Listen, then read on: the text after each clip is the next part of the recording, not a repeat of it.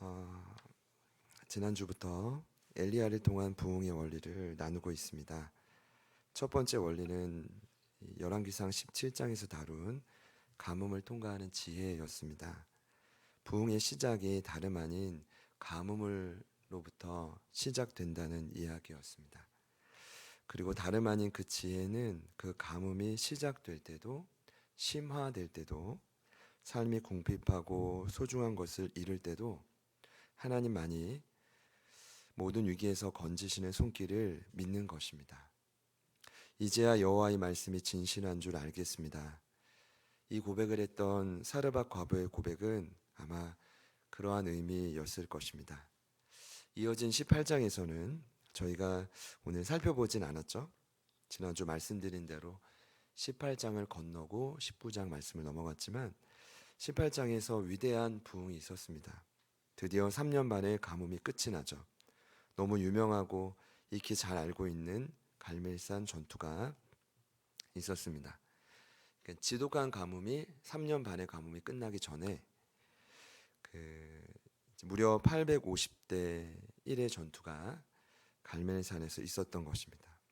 우선 850명의 이방 선지자들이 그 산 꼭대기에서 이제 기도합니다. 할복도 하고 소리도 치고 막 이방신을 구하는데 자신들의 제단 위에 아무런 역사가 일어나지 않습니다. 그런데 그때 한 사람 엘리야가 기도를 하자. 엘리야는 아예 제단 위에 물도 뿌리고 할 건 다 했거든요. 그런데 갑자기 하늘에서 불이 떨어져서 성경에는 모든 제단을 핥아버렸다 표현합니다. 그때 바알과 아세라를 섬기는 선지자 850명을 엘리야가 칼로 다 죽이는 것입니다. 그러니까 저희는 사실 일당백입니다. 일당천이기도 하고요. 엘리야가 했던 일을 오늘 말씀을 듣게 한다면 하나님은 동일하게 이루신 분이라 저는 믿습니다. 자, 그 후에 이제 비를 달라고 엘리야가 산 꼭대기에서 기도를 하는데 제가 오늘 아침에 일어나서도 진짜 안 될까? 뭐가 안 되냐면 이 엘리야가 기도했던 포즈가 불가능할까 하면서 제가 해봤거든요. 여러분 보시다시피 제가 뭐 배가 나온 편도 아니고 슬림한 그래도 편인데 아주 한번 무릎 사이에 얼굴을 넣어보려고 했는데 안 되더라고요. 그러니까 이 엘리야의 기도가 무릎 사이에 정말 머리가 들어갔을까? 정말 머리만 무릎에 타치한 거 아닐까? 고민을 한참 했습니다. 성경은 진리이기에 얼마나 간절히 기도하면 이렇게 기도할까? 그리고 7번을 기도합니다. 한 번을 그렇게 기도하고 사환에게 뭐가 보이냐? 아니요. 두 번째, 세 번째 아무런 사인이 없었는데 마지막 7번째 기도를 하고 물어보니 사환이 엘리야요, 저기 손바닥만한 작은 구름이 하늘에 일어났습니다. 그리고 잠시 후에 하늘이 캄캄해지면서 큰 비가 이 땅에 내리기 시작합니다. 하나님이 하신 일이 너무 놀랍습니다. 정리하자면 하늘에서 비를 멈추게 하시기도 하고 하늘에서 불을 내리기도 하고 또 마음 먹으시면 하늘에서 다시 비를 내리기도 하시는 분. 여러분 이분이 하나님이십니다. 믿으시기를 축복합니다. 오늘 19장은 그 다음 스토리인데 자 18장이 중심에 있고 지난주에 말씀드린 것처럼 전후로 17장과 19장에 부흥의 원리가 있다고 말씀드렸습니다. 17장은 그런 위대한 부흥을 위한 준비라면 19장은 그러한 부흥을 지속하는 원리일 겁니다. 바라기는 오늘 예배가 마칠 때쯤에 저희 모두가 이 부흥을 다시 경험했으면 좋겠습니다. 그리고 뭔가 내가 지치고 힘든 마음으로 왔는데 뭔가 다시 생기가 돋네. 이게 뭐예요? 이게 리바이벌이거든요. 이것이 부흥입니다. 그런 마음으로 돌아가실 수 있기를 소그룹으로 돌아가실 수 있기를 축복합니다. 네. 자, 먼저는 놀랍게도 엘리야는 이 18장의 위대한 부흥 후에 죽기를 원합니다. 좀 놀랍죠? 4절에 보니까 자기 자신은 광야로 들어가 하룻길쯤 가서 한 로뎀 나무 아래 앉아서 자기가 죽기를 위했다. 자, 여러분 잠깐 사이에 무슨 일이 일어난 걸까요? 정말 엘리야는 죽기를 원한 걸까요? 많은 분들이 18장 이후에 19장의 내용을 보면서 놀라기도 하시고 굉장히 의아해 하시기도 합니다. 그리고 대부분 이렇게 추측합니다. 엘리야가 이렇게 된 이유는 갑자기 엄청난 사람이, 이 하나님의 사람이 자살을 시도하려고 하는 이 이유는 맞잖아요. 대부분 아합 왕의 부인인 이세벨의 위협 때문이라고 생각합니다. 여러분 어떻게 생각하십니까? 근데 대부분 이렇게 생각하는 이유는 이세벨의 위협이 굉장히 무서워요.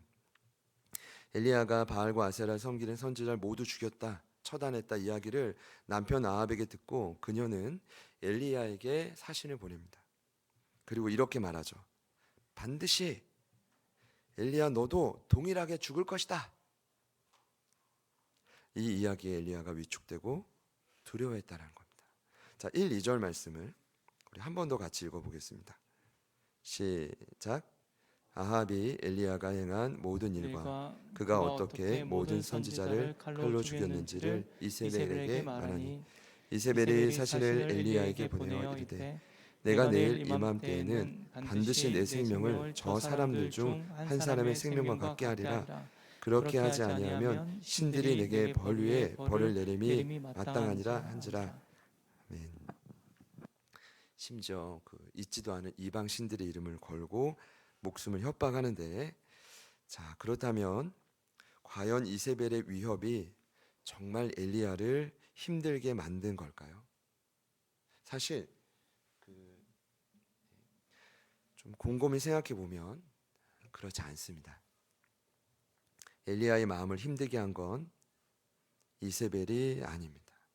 자, 그 이유를 말씀드리면 이미 엘리야는 850명을 죽인 사람입니다. 그리고 이방 신들이 하나님께는 전혀 상대가 되지 않는다는 걸 누구보다 잘 압니다. 그 여인이 그 자리에서 그렇게 말해도 화나서 했겠지. 넘겨버리면 그만입니다. 그리고 결코 이세벨은 자신을 해칠 능력이 없다는 걸 엘리야는 압니다. 그럼 누구 때문일까요? 두 번째 의심할 사람이 조금 전까지 말을 잘 듣던 아합 왕인가요? 제가 왜 말을 잘 듣던이라고 표현했냐면 18장 결말을 보니까 아합 왕이 엘리야 선지자 말을 굉장히 잘 듣습니다. 악한 왕인데도 힘드니까요. 보시죠. 850명 죽인 후에 엘리야가 아합에게 뭐라고 하냐면 큰 비가 올 테니 올라가서 편히 먹고 마시십시오. 진짜 순종합니다. 그리고 7번 기도하고 손바닥만한 구름이 보일 때 아합에게 뭐라고 하냐면 비에 막힐 수 있으니 마차를 타고 가라. 그때 순종합니다. 얼마나 말을 잘 듣는지 모릅니다. 자, 그때마다 말을 더 잘 듣고 심지어 18장 마지막 절에 보니까 엘리야에게 여호와의 능력이 임하자 허리를 동이고 마차를 탄 아합 왕 앞에서 엘리야가 막 달려가기 시작합니다. 달리기를 하는데 무슨 생각이 먼저 들었냐면 야, 이쯤에 올림픽이 나갔다면 세계 신기록 갑니다. 여호와의 능력이 임하면 충분히 할 수 있는 일이구나. 뭐 그런 생각도 해봤습니다. 그런데 참 감사한 건 엘리야가 그렇게 빨리 갈 때 마차가 엘리야를 앞서가지 않아요. 이 말이 뭘까요? 엘리야를 그만큼 존중하고 야, 이분의 말을 잘 들어야겠다라고 생각한 거죠. 그러면 여러분 아합 왕 때문에 죽기를 원했을까요? 아니겠죠. 자, 그렇다면 아마도 제가 생각할 때는 이 이유가 클 것 같은데 850명을 모두 칼로 죽이느라 너무 지쳤을까요? 뭐 가끔 그 뭐 험악한 영화를 보면 차차차차차차 막 850명입니다. 얼마나 시간이 걸렸을까요? 확실한 건 힘이 붙였을 것입니다. 그런데 제가 봐도 그건 아닙니다. 왜냐하면 여호와의 능력을 힘입어 마차보다 더 빨리 달린 전적에 있는 그분에게 그것 때문에 갑자기 자살을 하려고 하나는 아닐 것 같아요. 자, 그렇다면 엘리야를 죽게 만든 건 어떤 요인일까요? 제가 생각할 때 다름 아닌 하나님입니다. 이런 거죠. 하나님께 대한 그의 마음이 이제는 모든 걸 포기하고 죽고 싶을 정도로 그 순간 상했던 것입니다. 이해되시나요? 왜 상한 건지 말씀드릴게요. 갈멜산 전투 후에 이세벨의 반응이 참 놀라워요. 참 여인으로서 대단하다고 생각드는데 사신을 보내서 협박합니다. 말한 대로 그녀는 엘리야를 죽일 순 없지만 하나님도 그걸 허락하지 않으시겠지만 불가능한 일이지만 또 말씀드린 대로 엘리야도 그것이 이루어지지 않을 걸 알지만 이 포인트에서 엘리야의 마음이 극도로 상했을 겁니다. 왜냐하면 이런 거죠. 하늘에서 비가 그쳤어요. 또 하늘에서 불이 내려왔어요. 또 모든 민족이 보는 앞에서 하늘에서 비가 쏟아졌어요. 그런데도 아무런 변화가 없는 백성들. 소망 없는 이스라엘을 보며 이제는 이 일을 포기하고 싶었던 것입니다. 야, 여전히 저 여인은 고집이 있네. 야, 이 정도 되면 이세벨이 기세등등한 게 꺾일 만한데 여전히 기세등등한 그녀를 보면서 어떤 말을 하나님 앞에 했을까요? 제 생각은 그렇습니다. 하나님, 제가 이 정도 했으면 되지 않나요? 제가 이제까지 열정을 다해 죽도록 충성했는데 왜 이 전쟁을 끝내지 않나요? 850명을 죽이면 이세벨이 돌이킬 만한데 왜 여전히 그녀와 그녀를 추종하는 무리는 세상에 존재합니까? 저와 여러분에게도 저는 유사한 경험들이 있을 거라고 생각합니다. 내가 믿는 하나님이 심지어 아버지라고 수십 번 고백하고 믿고 따르는 그분이 정말 딱 2%만 더 채워주면 좋을 텐데 조금만 더 역사해주면 좋을 텐데 뜻대로 되지 않을 때가 있죠. 그럴 때가 많죠.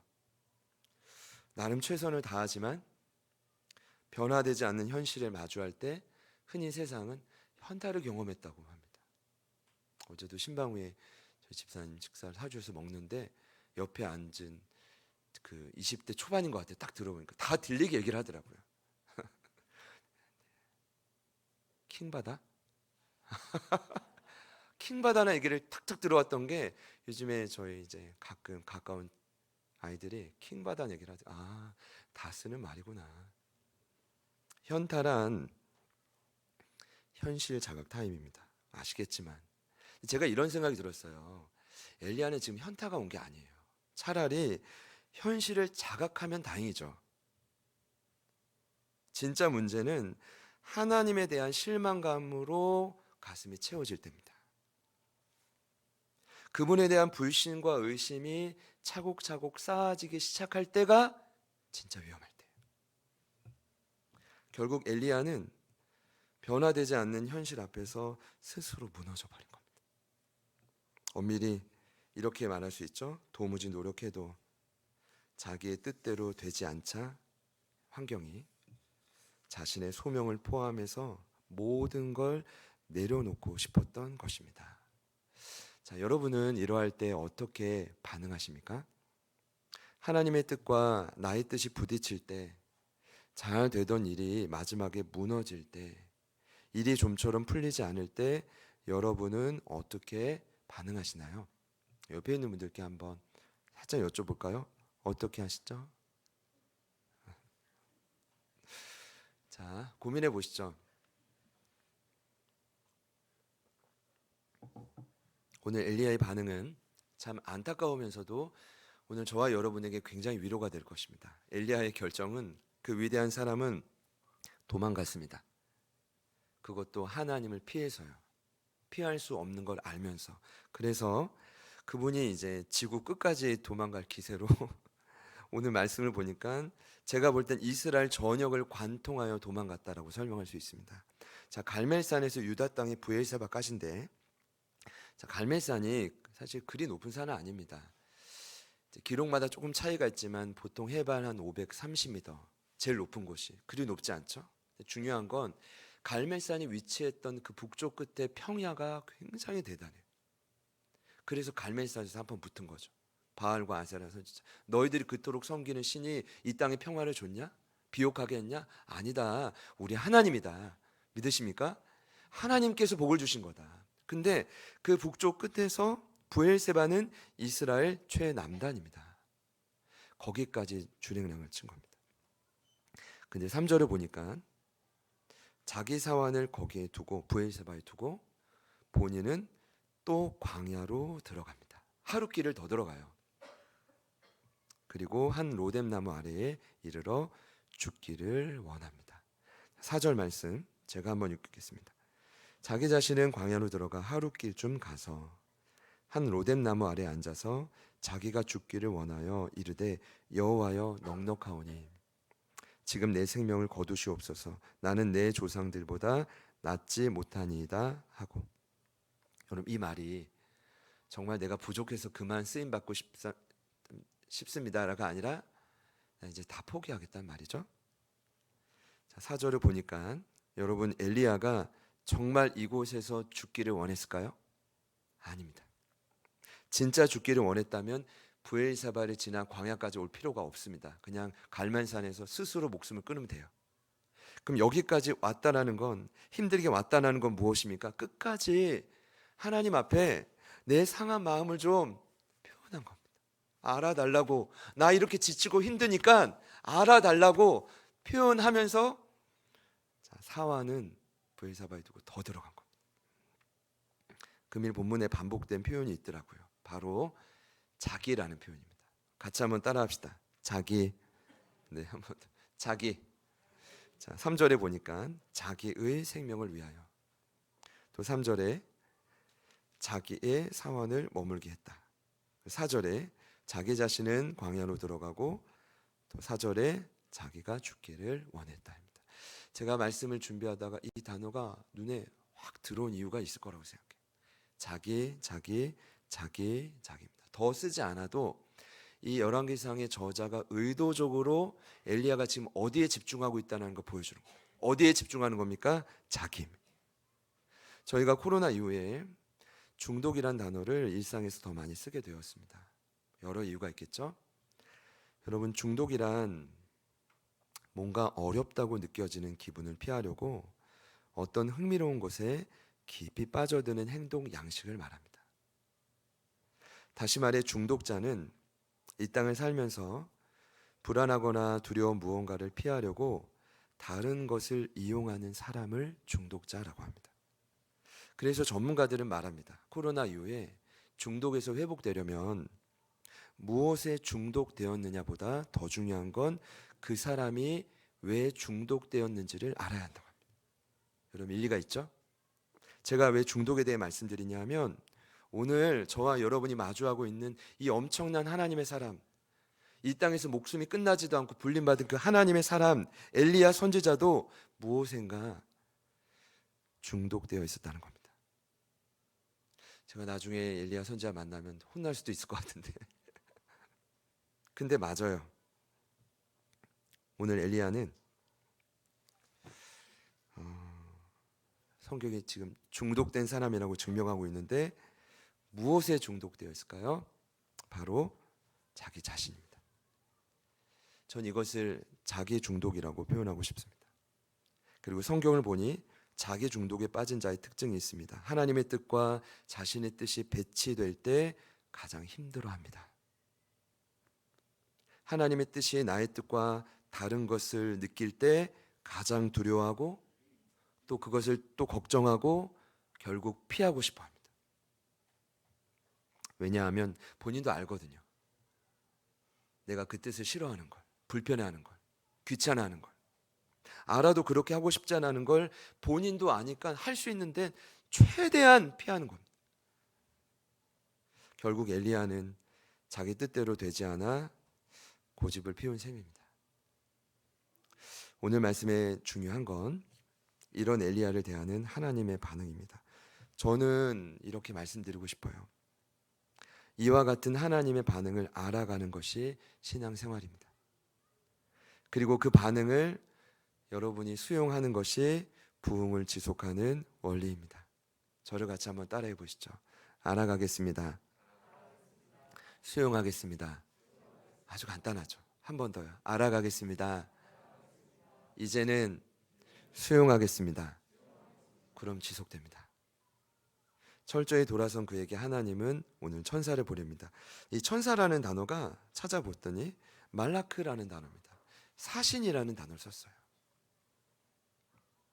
이 단어는 이세벨에게 보낸 사신과 같은 단어입니다. 보통 천사를 그 단어로 쓰는 않는데 왜 그랬을까요? 저자가 의도적으로 대비되어 표현하는 겁니다. 세상을 대표하는 이세벨이 보낸 사신은 엘리야에게 죽음을 강요하지만 하나님이 보낸 사신은 생명을 전합니다. 여전히 우리가 살아가야 될 세상은 끊임없이 사망의 정서를 가져오지만 하나님이 보내는 사신은 저희들에게 생명의 정서가 있다고 말합니다. 그리고 그 사신은 엘리야에게 그 생명을 전하는 방법을 가르치죠. 그것이 바로 숯불에 구운 떡과 물 한 병입니다. 이 음식이면 충분했다고 봅니다. 더 만들어 주실 수 있지만 딱 5절을 보니까 로뎀 나무 안에서 누워 자던 그를 하나님이 어루만져서 깨우십니다. 그리고 그에게 음식을 정성껏 먹으십니다. 제가 오늘에서야 확실히 드릴 수 있는 말씀은 로뎀 나무는 사실 썩 좋은 의미는 아닙니다. 지난주에 그 기도원 중에 가장 많은 이름이 갈멜산이라고 했는데 여러분 돌아보면 카페 이름 중에도 로뎀 나무가 꽤 많죠. 저만 많이 만나요? 보셨을 겁니다. 사실 그 자체로 보면 썩 좋은 의미는 아닙니다. 왜냐하면 로뎀 나무는 떨기나무와 동의어로도 쓰이는데 여러분 쌀이 빗자루 만들 때 만든 그 쌀이과 나무가 바로 로뎀입니다. 요즘에는 뭐 2, 3m짜리 나무도 발견된다고 하는데 당시로 보면 로뎀 나무는 1m도 채 되지 않고 그러니까 그 아래 숨으려면 몸을 낮춰야 되고 쌀이 나무니까 큰 잎이 있어서 따가운 햇볕을 가려주는 그런 역할도 전혀 불가능합니다. 그래서 이 로뎀 나무는 사실은 더 안 좋은 의미도 있지만 이 로뎀 나무는 결국 벼랑 끝에 서서 죽음 직전까지 다다른 엘리야와 똑같은 심정을 보여주는 나무입니다. 누가 마련했겠습니까? 하나님이 마련하고 보이게 하신 거죠. 잠도 안 왔을 텐데 어쨌든 일어나서 먹습니다. 근데 6절에 보니까 먹고 마시고 다시 누웠다. 이거 아주 그냥 못된 행동입니다. 왜냐하면 하나님이 천사를 보내서 먹여줬단 말입니다. 그러면 최소한 하나님께 대해서 무릎 꿇고 감사합니다. 은혜네요. 뭐 그런 표현을 하지 못할 망정 그의 반응은 먹고 다시 누웠다입니다. 여러분 자세히 말씀을 보면 참 언어 유희 같은데 저자가 명확히 표현했어요. 이미 자다가 깼어요. 피곤함이 어느 정도는 가셨을 겁니다. 자, 근데 문자 그대로 봐도 자려고 누운 게 아니라 먹고 다시 누운 겁니다. 이건 어떤 의미죠? 날 이렇게 설득하려고 노력해도 하나님께 대한 나의 상한 마음을 풀지 않겠다는 겁니다. 그러니까 팽 하고 돌아선 겁니다. 너무 이제 마음을 막 엘리야의 마음 후회하는 것 같아서 이 모습이 맞는 것 같아요. 그럼에도 불구하고 놀라운 것은 이때 하나님의 또다시 반응이 뭐냐면 천사를 다시 보냅니다. 보냈다가 먹이고 왔다가 또 다시 보냅니다. 재차 어루만지며 같이 한번 따라합시다. 일어나 먹으라. 이 표현만 두 번째입니다. 왜 재차 일어나라고 했을까요? 현재는 엘리야가 앉아있기 때문입니다. 너의 영혼이 지금 주저앉아있기 때문입니다. 그리고 이런 의미겠죠. 지금 이렇게 네가 좌절하고 누워있을 때가 아니라는 겁니다. 그러니 제발 일어나서 또 음식을 먹고 힘을 내라는 것이죠. 저는 오늘 성경에는 기록되어 있지 않지만 천사를 통해 재차 먹으시는 하나님께서 이러한 말씀을 엘리야에게 하고 싶지 않았을까 생각해 봤습니다. 그리고 그 음성이 진짜 마음에 강하게 새겨진 것 같아요. 오늘 말씀의 제목인데 아마 엘리야에게 따뜻한 음성으로 이렇게 말씀하셨을 겁니다. 왜 엘리야야 왜 죽기를 원하느냐? 이 뜻이 무엇일까요? 그는 죽기를 원하지만 이제 너무 힘들어서 지쳐서 모든 걸 포기하길 원하지만 하나님 입장은 아직 끝나지 않았다는 겁니다. 내가 너를 통해 해야 할 일이 아직 많이 남아있다는 겁니다. 현재 내 앞에 마주한 환경이 즉각 변화되지 않아도, 너의 일이 당장 풀리지 않아도 하나님의 뜻에 맞춰가도록 묵묵히 걸어갈래? 격려하는 뜻입니다. 결국 19장 전반에서 보여주는 부흥의 원리는 다름 아닌 이런 것입니다. 부흥은 내 뜻이 아닌 하나님의 뜻에 맞춰가는 것입니다. 그때 어느 누구라도 살아납니다. 그때 다시 생기를 되찾아오는 것입니다. 자, 그러면 반대로 하면요, 그 뜻을 자꾸 멀리하면요, 오늘 엘리야처럼 자, 부엘세바까지 한참 내려가는 겁니다. 그러니까 세상 사람들이 볼 때 한참 밑바닥으로 가고 거기서 아마 광야로 더 들어갈 겁니다. 사실 8절에 여러분, 엘리야가 먹고 마시고 음식물을 힘을 의지해서 40주 40야를 가서 하나님의 산 호렙에 이르렀다라고 합니다. 많은 분들이 이제 하나님의 산 호렙에 갔다라는 건 엘리야가 이 두 번의 만남을 통해 회복됐다라고 봐요. 근데 여러분, 아닙니다. 엘리야는 끝까지 고집을 피웠습니다. 다음 주에 살펴보겠지만 13절에 보면 하나님이 엘리야에게 뭐라고 하시냐면 네가 왜 여기 있냐 이렇게 말씀하십니다. 이 말이 뭘까요? 지금 실은 너는 호렙산에 있어야 될 사람이 아니라는 거예요. 무슨 뜻일까요? 그 상한 마음을 주체하지 못해서 두 번의 은혜를 경험했음에도 불구하고 주체하지 못해서 40주 40야를 걸어서 자기 멋대로 걸어갔는데 거기가 호렙산이었던 겁니다. 제 말이 좀 틀렸나요? 그러니까 전체적으로 보니 엘리야는 끊임없이 순종하는 그림이 아니라 자신의 고집을 꺾지 않는 그림입니다. 그럼에도 하나님은 그렇게 계속해서 찾아가시죠. 예전에 제가 이런 질문을 들어본 적이 있습니다. 여러분께 여쭤볼게요. 고집 센 두 사람이 만나면 누가 이길까요?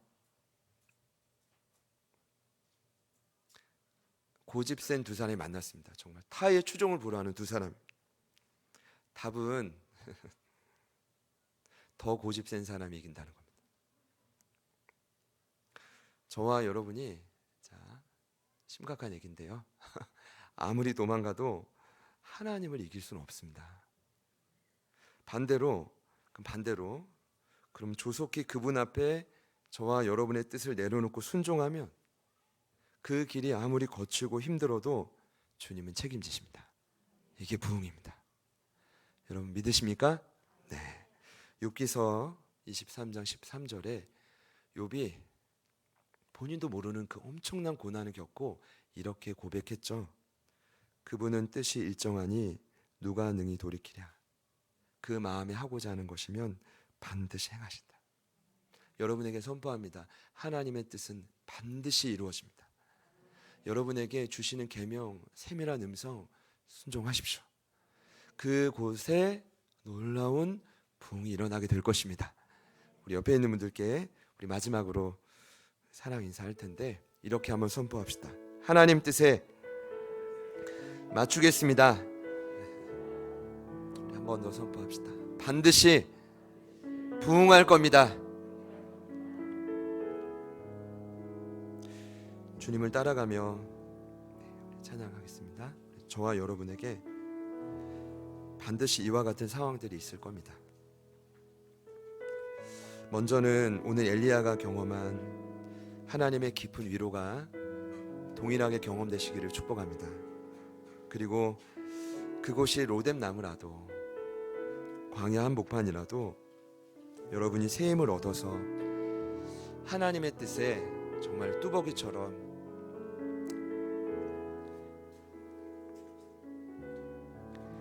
묵묵히 걸어갈 수 있기를 축복합니다. 부흥은 거창한 것이 아닙니다. 하나님의 뜻에 부합한 삶을 살면 하나님의 때에 맞춰 부흥을 허락하시죠. 그 역사가 반드시 이 시즌에 일어날 줄 믿습니다. 같이 찬양하겠습니다.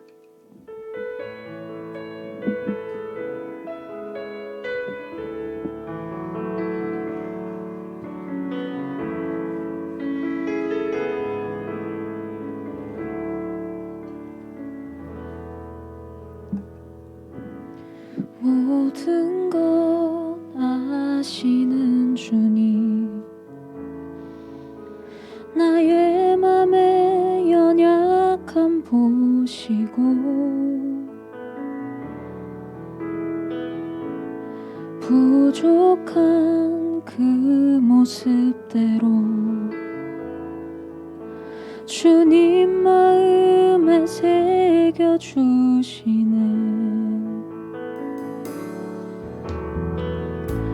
주님께 도로한 마음 하나하나 헤아려 주시니 그 마음 그 아픔들을 주님 손으로 품어주시네. 거친 길을 걸어갈 때도 험한 산이 앞을 막아도 빛드신 주님의 두 손이 나를 붙드네. 주의 마음이 닿은 내 삶에 저민 슬픔을 씻으시는 주님을 찬양, 주 이름을 찬양하네. 모든 것 아시는 주님, 나의 맘의 연약함 보시고 부족한 그 모습대로 주님 마음에 새겨주시네.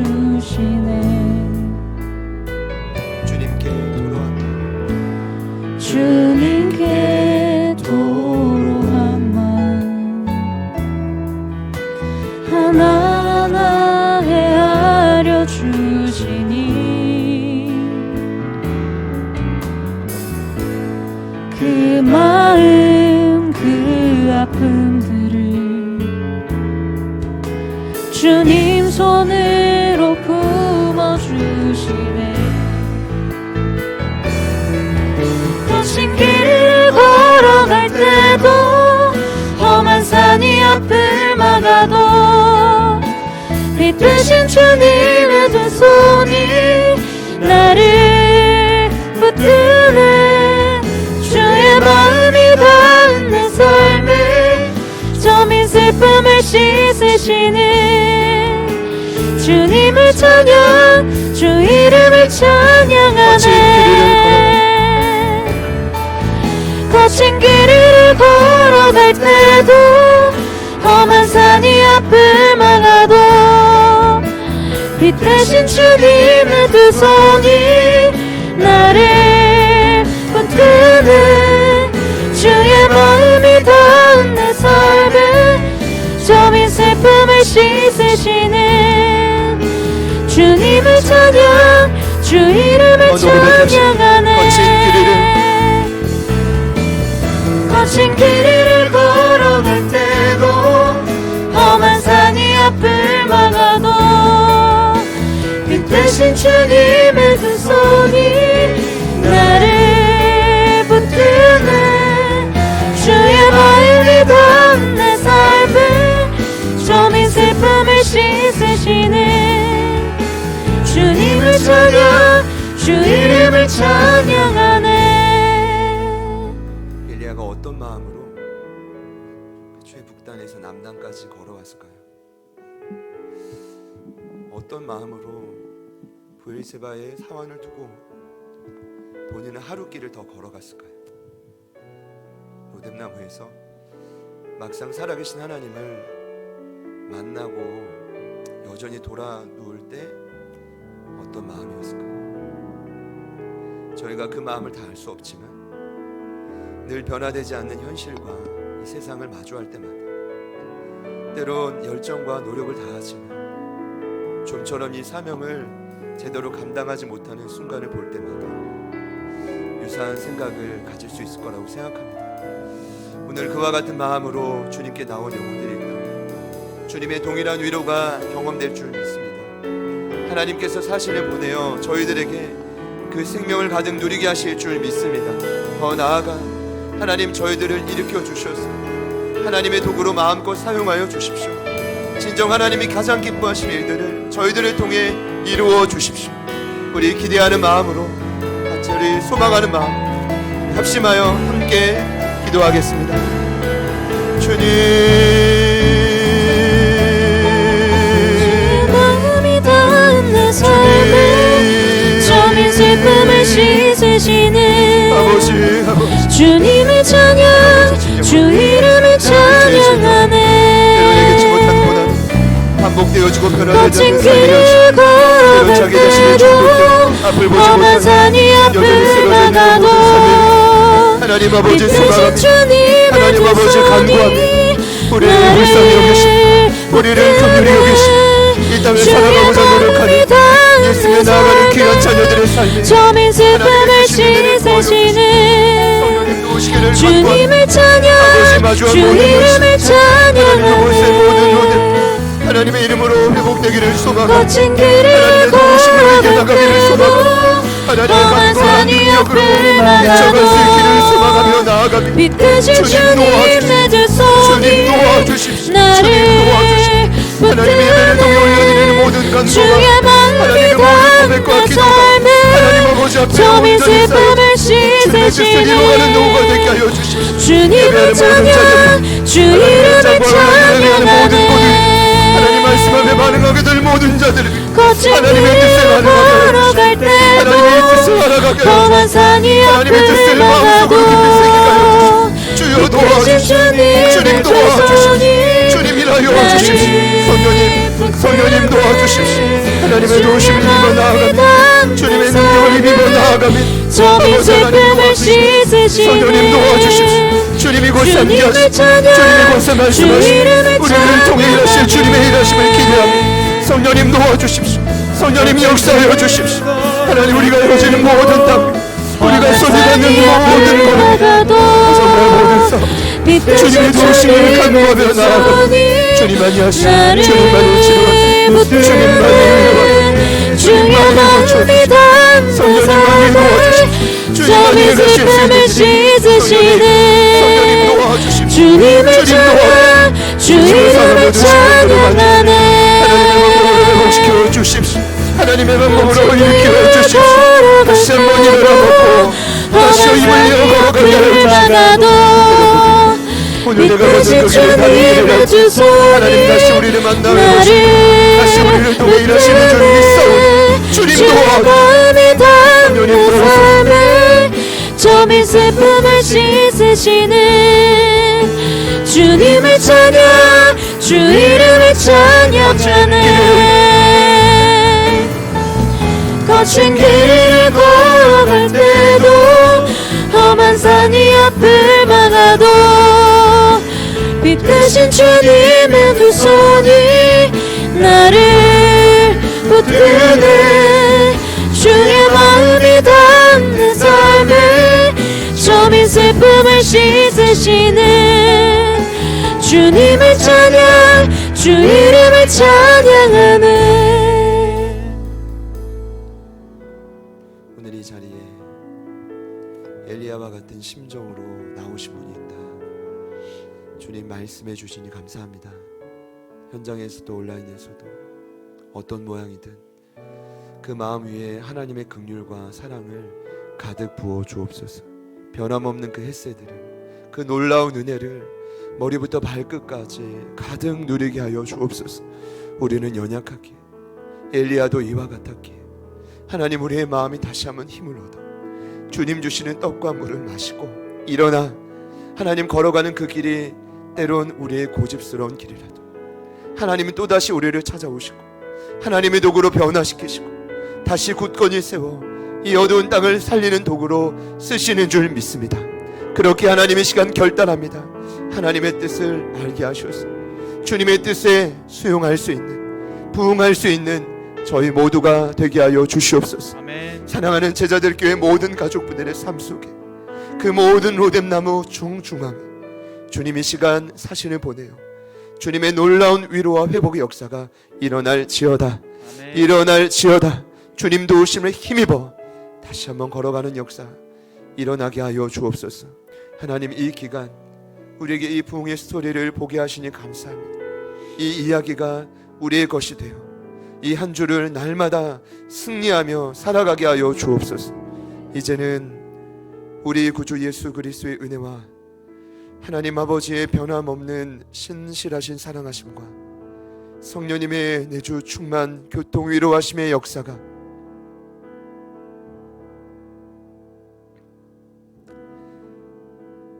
비록 우리가 있는 이곳이 브엘세바요 광야요 로뎀나무라도 우리를 살리시는 하나님의 뜻에 부응하겠습니다. 맞춰가겠습니다. 남은 온 힘과 마음을 다해 결단하며 나아가는 오늘 이부 예배에 참여하신 모든 하나님의 자녀들 머리 위에, 그리고 맡겨주신 모든 삶의 터전 위에, 그리고 저희들을 통해 언젠가 살아나고 부흥하게 될 이 땅에 방황하고 아파하는 모든 영혼들 심령 위에 지금부터 영원토록 함께 하시기를 간절히 축원하옵나이다. 아멘.